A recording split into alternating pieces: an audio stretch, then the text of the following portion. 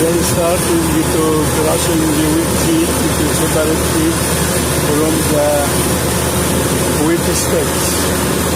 Wheat sticks crushed to be animal food and seed for a wheat flour. They started now. They will continue until finish.